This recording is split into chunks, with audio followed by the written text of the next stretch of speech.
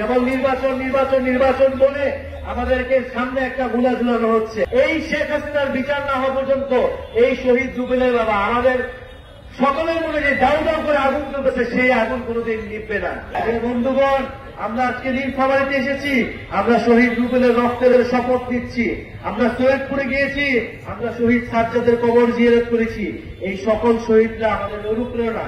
আমরা মনে করি এই মানুষগুলা জীবন দিতে একটা সুন্দর একটা সমৃদ্ধ বাংলাদেশের জন্য, যে বাংলাদেশে অর্থনৈতিক বৈষম্য থাকবে না, যে বাংলাদেশে আঞ্চলিক বৈষম্য থাকবে না, যে বাংলাদেশে আপনি স্বাধীনভাবে মত প্রকাশ করতে পারবেন, আপনি কথা বলতে পারবেন, আপনার ভাবের অধিকার পাবেন, আপনার খাবারের অধিকার পাবেন, শিক্ষা এবং কর্মসংস্থান পাবেন, আপনি হাসপাতালে গেলে চিকিৎসা পাবেন, আপনি সরকারি অফিসে গেলে আপনাকে দুর্নীতির আশ্রয় নিতে হবে না, দুর্নীতির শিকার হইতে হবে না। এরকম একটা বাংলাদেশের জন্য আমাদের ছেলেরা মেয়েরা আমাদের ভাই বোনেরা জীবন দিতে আমরা রাস্তায় নামছিলাম। প্রিয় বন্ধুগণ, যদি গণ অভ্যুত্থানের পরে আমাদের এই সকল দাবি পূরণ হয়ে যেত তাহলে আমাদের রাজনৈতিক দল করা লাগতো না। কিন্তু আমরা দেখছি 7 মাস 8 মাস আজ 1 বছর হয়েছে, কিন্তু এই সকল দাবি পূরণ করা হচ্ছে না। কেবল নির্বাচন নির্বাচন নির্বাচন বলে আমাদেরকে সামনে একটা গুলা ঝুলানো হচ্ছে। আমরা এই ধরনের কোন ধোঁকাবাজিতে বিশ্বাস করব না। আমরা অবশ্যই নির্বাচন চাই, আমরা নির্বাচিত সরকার চাই, কিন্তু অবশ্যই এই গণ অভ্যুত্থানে যারা হত্যা করেছে সেই শেখ হাসিনা এবং তাদের দোসর যারা বাংলাদেশের প্রতিটি এলাকা এলাকায় এখনো লুকায় আছে তাদেরকে বিচারের আওতায় অবশ্যই অবশ্যই আনতে হবে। শেখ হাসিনাকে দেশে এনে বিচারের আওতায় আনতে হবে। এই শেখ হাসিনার বিচার না হওয়া পর্যন্ত এই শহীদ জুবেলের বাবা আমাদের সকলের মনে যে দাউ দাউ করে আগুন চলতেছে সেই আগুন কোনোদিন নিভবে না। প্রিয় বন্ধুগণ, আমরা বলছি মৌলিক সংস্কার হইতে হবে রাষ্ট্রের, সংস্কারের মধ্য দিয়ে নির্বাচনের দিকে যাইতে হবে। আমরা আরো বলছি বাংলাদেশে একটা নতুন সংবিধান লাগবে, যে আওয়ামী লীগের সংবিধান, যে মুজিববাদের সংবিধান, সেই সংবিধানকে ছুঁড়ে ফেলে দিতে হবে।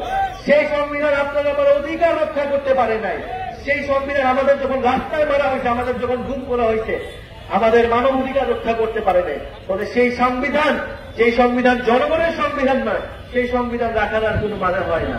শাইনি চুলে এখন হবে সব হেয়ার স্টাইল, সিল্কোর দ্বিগুণ শাইনি চুল প্রতিদিন।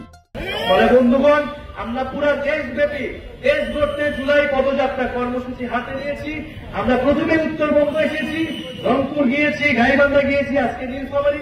কারণ আমরা মনে করি যে উত্তরবঙ্গ বৈষম্যের শিকার, এই উত্তরবঙ্গ থেকে আবু সাঈদ শহীদ রুবেলরা দাঁড়িয়েছিল। ফলে উত্তরবঙ্গের প্রতি আমাদের আলাদা দায়বদ্ধতা আছে। সেই দায়বদ্ধতার জায়গা থেকে আমরা নীলফামারীতে আসছি। নীলফামারীর ইতিহাস অনেক সমৃদ্ধ, নীলফামারীর ইতিহাস লড়াইয়ের ইতিহাস। সেই নীল বিদ্রোহ থেকে আমরা নীলফামারীর কথা শুনি।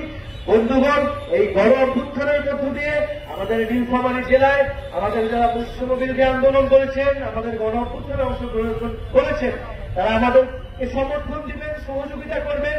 আমরা একটা নতুন দল করেছি, আপনাদেরকে কথা দিয়ে যাচ্ছি, আমরা খুব শীঘ্রই আপনাদের যে দাঁড়িয়ে দেওয়া, আপনাদের যে আকাঙ্ক্ষা, আপনাদের যে প্রত্যাশা, তরুণদের একটা রাজনৈতিক দল থেকে সেই প্রত্যাশা আমরা খুব শীঘ্রই পূরণ করব।